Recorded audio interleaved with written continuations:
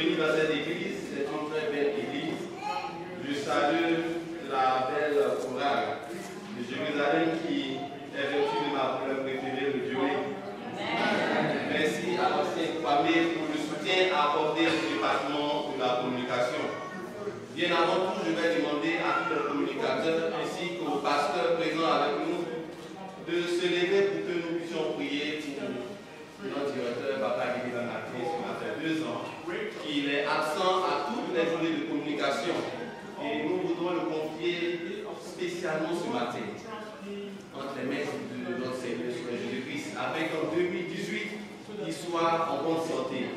Devant nous, le peuple de Dieu reste assis maintenant aux prières portées Papa Guy Banaké. Ce n'est pas une journée de communication comme les autres parce que est la première édition d'une série de grandes journées de communication qui vont se tenir ici à l'église de Jérusalem. Et pour cette première édition, le thème bientôt est le titre de mon message. Bientôt. Avec le temps, ce mot du dictionnaire français fait mention d'un événement proche, un événement à venir qui va se réaliser dans un futur très proche. Bien-aimés dans le Seigneur, bientôt nous le disons tous, bientôt je vais finir les études, bientôt je vais me marier, bientôt j'aurai des enfants, bientôt je vais travailler, et bientôt lorsque j'aurai de l'argent, l'église est déjà climatisée, mais je vais peut-être construire une nouvelle église, une école pour mon église.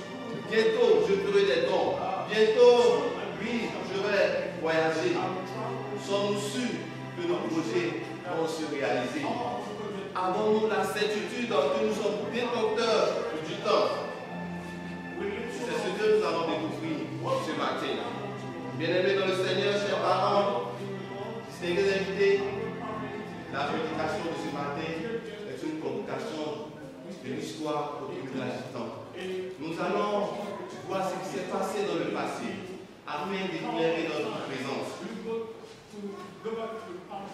En 1907, la société White Star Line, une société de construction de bateaux britannique, va avoir une idée ingénieuse, celle de construire le plus grand bateau jamais connu, celle de construire le plus grand paquebot transatlantique britannique.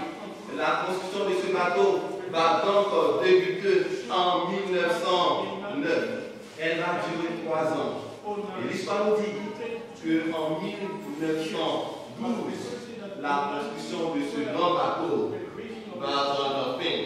Il était le plus luxueux, il était le plus grand paquebot jamais construit. Sa porte était pourvue de 16 compartiments étanches afin de le protéger contre d'importantes avanies. Ce qui va lui valoir le nom d'insubmersible, ce qui signifie qu'il ne peut pas rentrer sous l'eau. L'histoire nous dit que entre juin 1911 et mars 1912, plus de 3000 professionnels, mécaniciens, plombiers, ébénistes, peintres vont équiper ce navire des dernières technologies de cette époque. C'est le meublé, les plus beaux revêtements. Bien-aimés dans le Seigneur, la construction de ce bateau, à l'heure actuelle, est estimée à plus de 150 millions de dollars.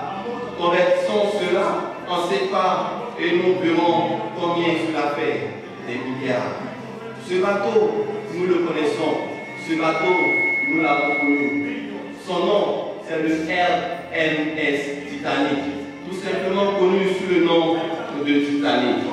Le voyage inaugural de ce bateau qui allait le mener de 500 tonnes en Angleterre à New York, aux États-Unis, était le plus grand événement à cette époque. Un événement médiatisé et plus de 2500 personnes étaient attendues à bord de ce bateau. Et l'histoire nous dit que le 14 avril 1912, à partir de midi, ce bateau va prendre les vagues. À bord de ce bateau, il y avait des pauvres, il y il y avait des riches, il y avait des moins riches. Il y avait plus de 40 nationalités sur ce bateau.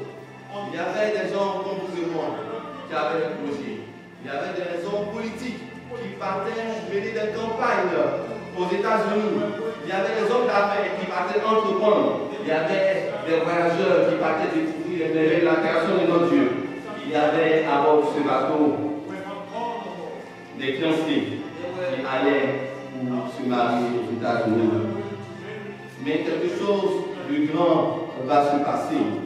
Et à bord de ce bateau, le capitaine et tous les matelots étaient tout joyeux parce qu'ils venaient de rentrer dans l'espoir en étant l'équipage du plus grand bateau jamais construit. Et le capitaine, ces matelots pouvaient dire dans la première strophe du 410, bientôt la nuit pourra disparaître. Là-bas, à l'horizon, le port apparaît. Oui, bientôt. Bientôt, très bientôt, quelque chose de grand allait se passer. Et l'histoire nous dit que le soir du 14 avril 1912, à 23h40, alors que ce grand bateau fendait les vagues à 22,5 nœuds, ce qui équivaut à une vitesse de 41 km, ce bateau va prendre un gros bloc de glace. Et 3 heures plus tard, à 2h20, au large de Telleux, ce bateau va sombrer au fond de la mer. Bientôt, bientôt, très bientôt, peuple de Dieu, les choses vont se passer. Chers parents, peuple de Dieu, voici donc qu'à 2h20 que ce grand bateau, l'insubmersible, le Titanic, va sombrer au fond de la mer et 700 personnes seront rescapées. Alors que l'histoire nous dit que plus de 2500 personnes sont montées à bord de ce navire. Le naufrage de ce bateau est la plus grande catastrophe maritime de notre époque et la plus grande catastrophe maritime survenue en temps de paix. Et le 1er septembre 1981, à 1h du matin, l'épave du bateau a été retrouvée à 650 km de Telleux, à 3581 km au fond de la mer. L'épave du bateau a été retrouvée. Il était fendu en deux sur un champ de 800 km dans un champ de débris. J'avais prévu les images pour nous, mais la technique nous a fait défaut. Bientôt, peuple de Dieu. Peuple de Dieu, c'est ici la fin de mon histoire et le début de la conclusion de cette prédication. Bientôt. Alors que ces gens comme vous et moi, étaient montés à bord de ce bateau, ils ne savaient pas que les paroles les attendaient. Oui, bien aimé dans le Seigneur, à travers cette histoire, nous devons comprendre que nous ne devons plus remettre nos choses à demain, car le temps ne nous appartient pas. Et un proverbe pouvait nous dire, qui remet à demain trouvera malheur en chemin. N'est-ce pas? Oui, bien aimé, à partir d'aujourd'hui, rejetons ce mot de notre vocabulaire. Disons maintenant, il est temps d'agir. Oui, il est temps d'agir pour ta communauté. Il est temps d'agir pour ta propre vie d'abord, bien aimé dans le Seigneur. S'il y a des choses que tu as amenées à donner, commence à sortir de ce culte, à la fin de ce culte, à les activer, à entamer les démarches, parce que demain, personne ne sait ce qui va arriver. Oui, bien aimé, peut-être que tu as discorde avec une connaissance imparente et tu projettes la réconciliation pour 2018. Laisse-moi te dire que bientôt ne t'appartient pas. Alors que tu es encore vivant, va entreprendre ta réconciliation avec le Seigneur. Bien-aimé dans le Seigneur, tu projettes faire des dons pour ton église. Tu dis bientôt, lorsque le Seigneur va me bénir, je vais faire ces dons. Mais qu'est-ce qui prouve que bientôt tu seras encore vivant? Alors que ce sabbat, 25 novembre 2017, le département de la communication de cette église nous a réunis. Nous devons dire maintenant, oui, de l'heure d'agir pour venir en aide à ce département. Jésus-Christ en son temps pouvait prêcher sans micro. Mais aujourd'hui, Combien sont les églises qui n'ont pas de micro? On peut les compter. Ce sont peut-être des églises qui n'ont pas de moyens. Comprenons donc par là qu'il est important pour nous d'avoir des outils de communication, un ordinateur portable pour cette église afin que l'église puisse faire des projections, de panneaux indicateurs afin d'indiquer la position de l'église à nos invités, aux membres d'église qui veulent venir ici. Une imprimante afin de faciliter le travail à l'église. Le pasteur va faire une campagne d'évangélisation. Nous devons distribuer des brochures, des prospectus. Cela peut être imprimé à l'église. Ça va faire économiser l'église. Bien-aimés dans le Seigneur, j'ai vu et j'ai organisé une journée de communication où les débits faisaient 1,2 million à la première année, 1,5 million à la deuxième année. Mais par la grâce de Dieu, avec votre aide, nous avons relevé ce défi en un seul sabbat. Et aujourd'hui, notre journée n'a même pas 500 000.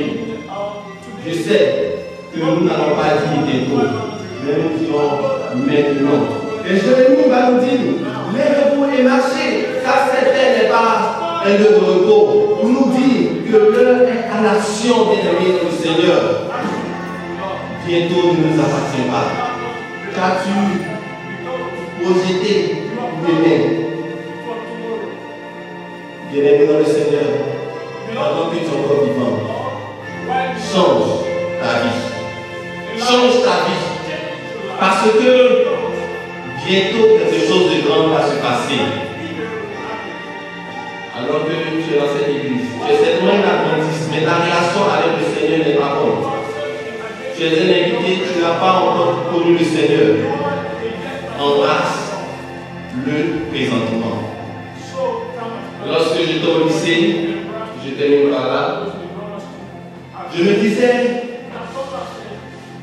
jusqu'à 20 ans, j'allais étudier, à partir de 20 ans, de 20 à 40 ans, j'allais vivre la belle vie, ensuite, j'allais faire les arts. Et à partir de 40 ans, j'allais mélanger parce que la mort pouvait me prendre. Mais le premier dimanche du mois de février de l'année 2013, quelque chose de grand va se passer dans la vie de le Seigneur. Alors que j'étais en vacances pour Port-Boué, mon portable s'est mis à vibrer. Plusieurs appels. Et soudainement, mon portable s'est éteint. Je suis arrivé au niveau du commandement de Koumassi et je fais une descente ici. Et dit, mais Seigneur, qu'est-ce qui se passe? Plusieurs personnes appelées en un même moment. Et j'ai dit, si mon intuition me dit de rentrer, il est de rentrer. Et les dans le Seigneur, je suis rentré à la maison. Et lorsque je suis rentré, j'ai mis mon portable en charge. J'étais assis au salon et j'ai allumé mon téléphone. Le premier appel que j'ai reçu m'a dit, Jean-Francis est décédé, on fait comment?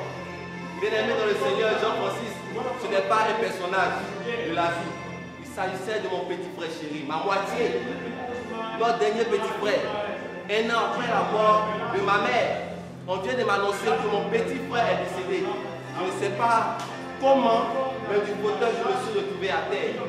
Et mon orteil saignait parce que je cognais le carreau. J'ai mal cogné, mais j'ai saigné sans même sentir la douleur. Et quelques instants après, je suis rentré dans la chambre. Je me suis mis en genoux, j'ai dit Seigneur, merci pour la vie que tu me donnes.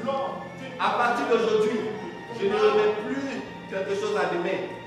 Pendant que je vis, je vais profiter de la vie. Sagement, je vais profiter de la vie.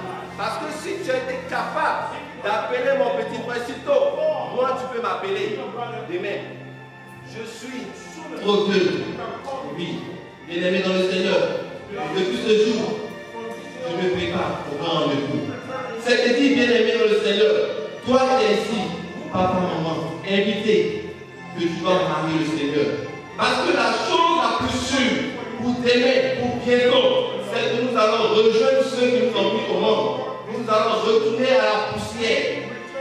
Et la Bible nous dit, dans 1 Thessaloniciens, chapitre 4, verset 16, alors que la technique nous projette ce Dieu, bien aimé, la chose la plus sûre, c'est d'un signal donné à un signal donné.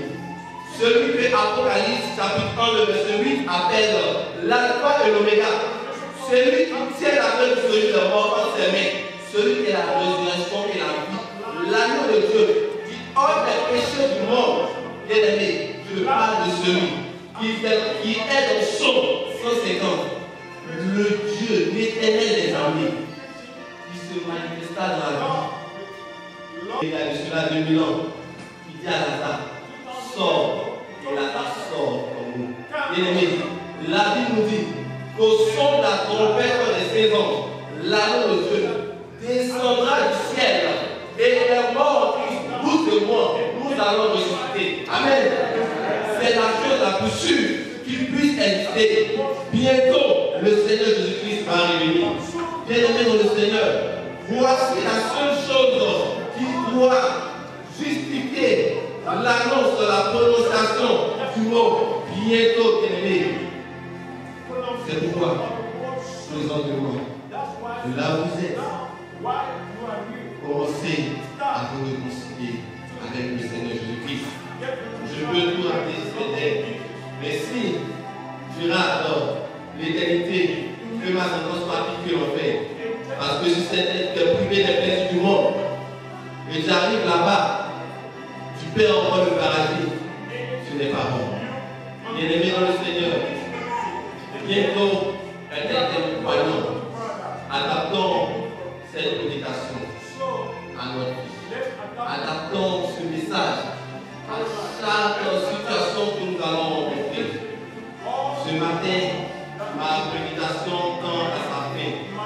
Et je voudrais que nous unissions nos forces pour faire de cette journée de communication une réussite. Parce que les gens vont mettre l'argent de la banque.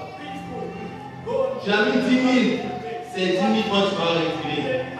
Peut-être même 5 000 ou 9 000. Parce que la banque va récupérer des intérêts. Mais la meilleure banque, c'est la banque de Jésus-Christ de Nazareth. Il est le Dieu d'or et d'argent. Bien-aimé dans le Seigneur va nous ce matin. Et si nous croyons que parmi nous, de bonnes choses vont s'accomplir. 25 novembre 2017, journée de communication, unissons nos forces afin de faire de ces journées une réussite. Et que le mot bientôt soit rayé dans le cœur des enfants de Dieu que nous sommes. Nous ne répétons plus quelque chose à l'aimer parce que nous ne savons pas ce qui va se passer. Si vous et moi, nous acceptons ce message, si vous et moi, nous décidons d'agir présentement, de votre position, je dois vous demander de vous tenir debout, afin que notre décision soit confiée entre les mains de notre Seigneur Jésus-Christ. Parce que quand les enfants de Dieu prennent une décision, les ennemis aussi prennent des décisions pour nous contrer. Mais il est vaincu parce que Jésus-Christ de Nazareth n'a déjà vaincu à la croix du Calvaire. Éternel Dieu Tout-Puissant, roi d'Ivoire, nous bénissons ton Seigneur pour ce message que tu nous donnes. Alors que dans les circonstances imprévues, tu as béni certains de nos frères, de nos dévanciers, et nous donnes l'occasion de vivre. Nous livrons ce secret que la vie ne nous appartient pas, que le temps ne nous appartient pas, mais que chaque instant de notre vie doit être utilisé positivement afin de vivre heureux, mais afin de te épouser, éternel Dieu Tout-Puissant. Les enfants ici présents, ce sont des filles. Et ils ont décidé de ne plus remettre des choses à l'humain, mais d'agir présentement. Que ce soit dans la vie personnelle, Père éternel, permets à tes enfants d'être vivants et d'entamer les démarches nécessaires pour que les vies soient heureuses. Dans les services, que les idées ne soient pas reportées à l'humain, avancer, oui, soit les objectifs, les slogans. Dans les familles, que l'abnégation, le dévouement soit leur envie au nom de Jésus-Christ de Nazareth. Que dans le ministère du Seigneur Jésus-Christ, les idées ne soient pas reportées à demain. Que les capacités, la volonté d'action de tes enfants ne soient pas reportées à demain. Alors que tout à l'heure, nous avons assez de poissons. Parce que tu vas accepter chaque bénisse soit ton dessus dans le nom de